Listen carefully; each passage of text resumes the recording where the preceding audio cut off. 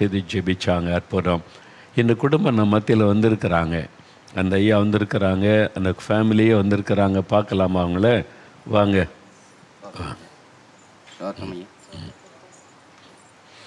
அவருடைய மனைவி வந்திருக்கிறாங்க, அவருடைய பேர பிள்ளைகள்லாம் வந்திருக்கிறாங்க. பாருங்க, ஏன்னா குடும்பமே பாதிக்கப்பட்டதில் ஒரு ஆள் குடித்தா ஃபேமிலியே பாதிக்கப்பட்டதில்லை. இப்போ பேர பிள்ளைகளாக கூட பிள்ளைகளுடைய பிள்ளைகள்லாம் கூட வந்திருக்கிறாங்க, வந்து ஆண்டவரை மகிமைப்படுத்த வந்திருக்கிறாங்க. அப்போ 40 வருஷம் நீங்கள் மதுபான குடி? 15 வயசுலேருந்து குடிச்சிட்டு இருந்தேன் சார். 15 வயசுல குடிச்சிட்டு இருந்தேன். எப்படி அந்த குடி பழக்கம் வந்துச்சு உங்களுக்கு? நிறைய பேருக்கு கூட பழக்கம் பண்ணி ஃப்ரெண்ட்ஸோட சேர்ந்து குடிச்சு பழக்கம் ஆயிடுச்சுங்க. யார் பார்த்தாலும் குடிக்கிறது குடிச்சிட்டு போயிடுவாங்க. வீட்லேயே தங்கறது இல்லைங்க. அதனால் நான் குடிப்பழக்கத்தில் ரொம்ப அடிமையாயிட்டேன். அதன் அடிமையான பிறகு எதுவுமே எனக்கு தெரியாது. வீட்டில் ஆனால் ரொம்ப பக்தியாக இருந்தீங்களே, கோயிலுக்கு நல்லா போவாங்க. நல்லா பக்தி உங்களுக்கு விடுதலை கொடுக்கலையா? பக்தியெல்லாம் விடுதலை கொடுக்கலைங்க. என்னன்னு சாப்பாடாக்கிறதுக்கு அதுக்கெல்லாம் போயிட்டு இருந்தேன். அப்போல்லாம் சரக்கு குடிப்பழக்கத்துக்கு அடிமையாயிட்டு ரொம்ப. அது பக்தி ஒரு பக்கம் இருந்துச்சு, பாவ அடிமைத்தனம் ஒரு பக்கம் இருந்துச்சு. ரொம்ப அடிமையாக இருந்தேங்க. ஓகே, சரி, நீங்கள் சொல்லுங்கள். அவர் குடிப்பழக்கத்தை வந்து எந்த அளவுக்கு பாதிப்பு? நீங்கள் தான் ரொம்ப பாதிக்கப்பட்டீங்க. குடினாக்கா நம்மளுக்கு ஒரு வெறியாக இருக்குங்க. அப்படியே சோறு கூட அதிகமாக திங்க மாட்டோம். சாப்பாடு கூட வெறுப்பாக இருக்கா? சாப்பாட்டு மேலே வெறுப்பாக இருக்க மாட்டார். கடனாக வாங்கி குடிப்பார்.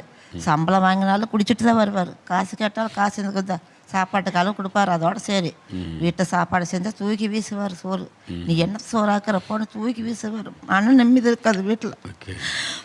ஏன்னா அவனுக்கு தெரியாதுல்ல அந்த மதுபான அடிமைத்தனத்தில். சரி, அவர் வியாதிப்பட்டப்போ நீங்கள் வந்து அவருக்காக இவ்வளோ பார் எடுத்து ஜெபிச்சு, உங்களை அடித்தாரு, காயப்படுத்தினாரு, அவருக்காக நீங்கள் எப்படி பார் எடுத்து ஜெபிச்சீங்க? நான் விற்கிறதுல இருந்தோம். ரொம்ப இவ்வளோ பக்தியாக இருந்தோம்.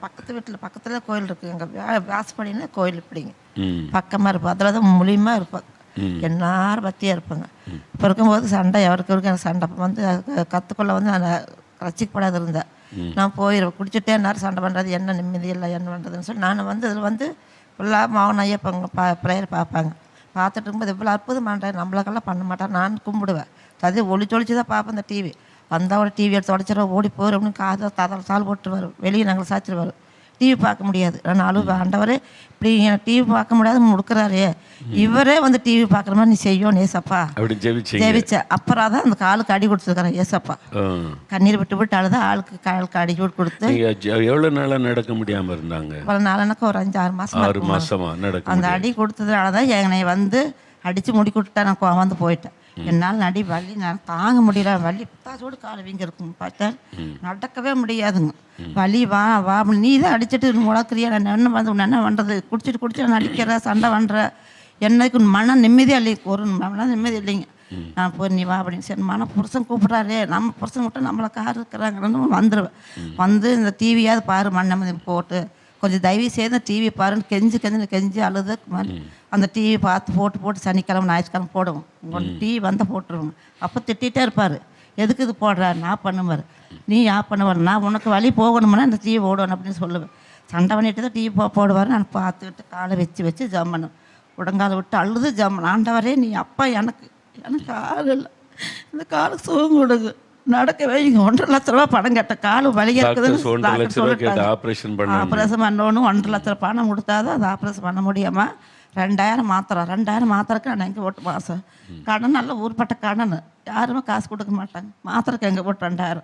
நான் வந்து வீட்டில் அது ஒரு வலிக்கு மாற்ற ஒரு 10-5 போய் கேட்டு சில்லற கடன் வாங்கி குடிச்சிட்டு இருந்தார். என்னான்னு வலி தாங்க முடியல. இந்த வலி போகிற எங்களுக்கு கொண்டு போயிடுது. இல்லைன்னா சுகமாக்கு ஏசப்பாடு அழுது காலுக்கு வச்சு டிவியிலேருந்து ஒளி வந்து கையை பிடிச்சாங்க. நீங்கள் ஜெபிக்கும் போது என்ன நடந்துச்சு? டிவியிலேருந்து ஒரு ஒளி வந்தது, வெளிச்சம் ஒளி வந்து வெளிச்சம் கண்ணே திறக்கல. என்னமோ பிரகாசமாக வெள்ளையே வந்து காலுக்கு கையை பிடிச்சி உங்கள் கை மேலே வச்சு இந்த கால் தூக்கி வச்சார். ஏசப்பா தூக்கி வச்சு இப்படியே உருவிட்டுட்டு போயிட்டாரு. இயேசுவுடைய கரமே வந்து தொட்டது. கரமை தொட்டு விட்டு தூக்கி உருவிட்டு போயிட்டார். பட்டக்குன்னு சத்தம் கிடச்சுங்க. அந்த காலில் என்னமோ சத்தம் கேட்குது. யாரும் தொடுறாங்க, கையை தொடுறாங்க, யாருன்னு தெரியல. ஏசப்பா தான் வந்திருப்பாரு. அப்படின்னு ஏசப்பாக்கு மனசுலேயே தான் நினச்சிட்டு அழுதுகிட்டே ஜெபம் பண்ணேன். காலையில் விடிய காலையில் பார்க்குற காலை வீக்கமே இல்லையா. ஆனால் வீடு நடந்து போகிறாரு. என்னங்க இங்கே நில்லுங்க, ஏன் இப்படி நடந்து போகிறீங்க? விசியாக என்ன காலை எங்கேயும் வச்சுங்க, வலி வீக்கமாக காண ஒன்று காண. ஆமாம்மா காலு வலிக்கலையே அப்படி தொட்டு தொட்டு காலு லிங்கி தூக்கி பார்த்தாங்க. வீக்கமே காண எங்கே போச்சுன்னு தெரியல. ஆண்டவரே ஏசப்பா எவ்வளோ அற்புதம் பண்ணீங்க நீங்கள். அப்பா அழுது ஜாம் பண்ணீங்க. எங்கள் அப்பா நீ கைவிட மாட்டீங்க. அப்பா குழந்தைங்க என்ன கேட்டாலும் நீ உடனே செய்ய கொடுத்தேன். அப்பா கொடா கொடி நன்றி. அப்பா நீ கொடுத்து கொடா கொடி நன்றி. இவ்வளோ அற்புதம் பண்ணிட்டீங்களா அப்பா தகப்படே.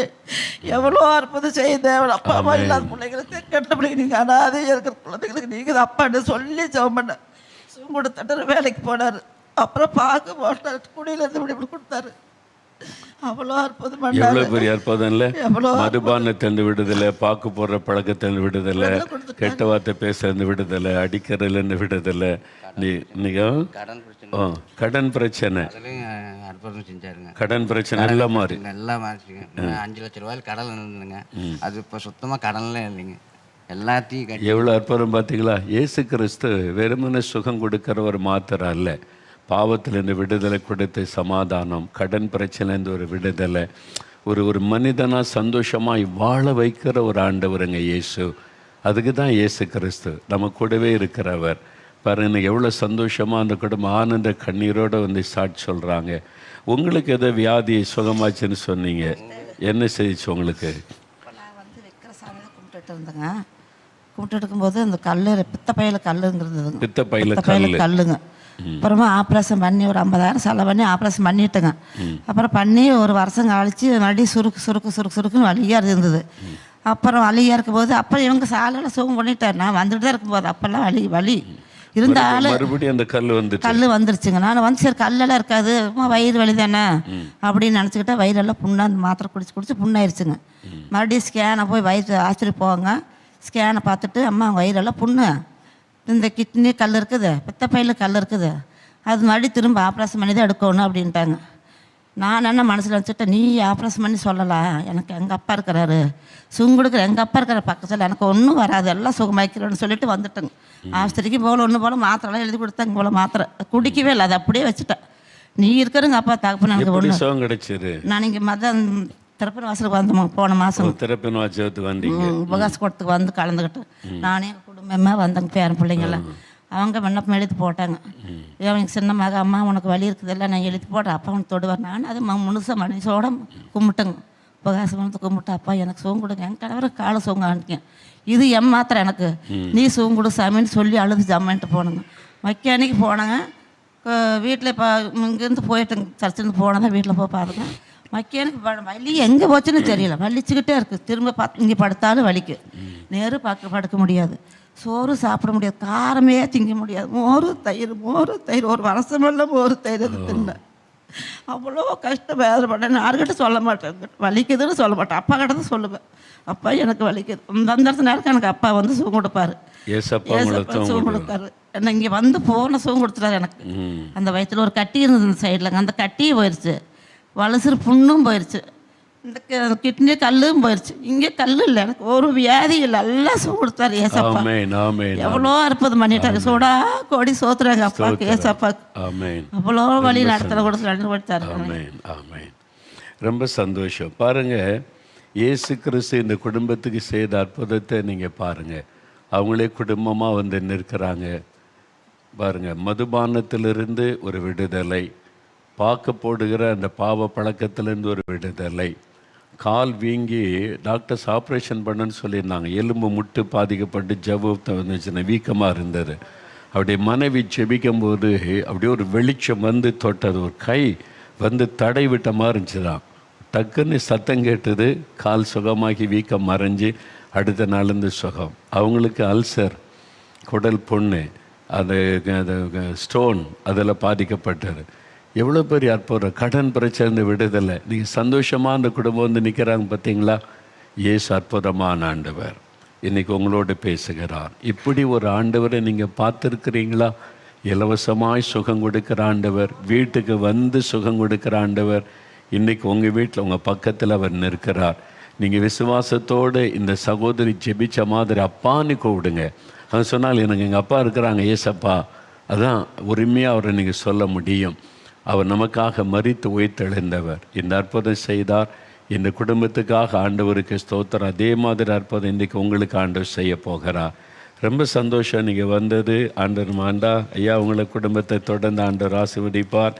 God bless you, God bless you. Okay, praise எல்லாம்.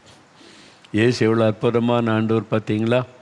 இன்றைக்கும் அவர் அற்புதம் செய்கிறார் என்பதற்கு இவங்கெல்லாம் சாட்சி. அவர் நேற்றும் இன்றும் என்றும் மாறாதவர், என்றென்றைக்கும் உயிரோடு இருக்கிற ஒரு இயேசு கிறிஸ்து. அவர் ஒரு கற்பனையின் தெய்வம் அல்ல.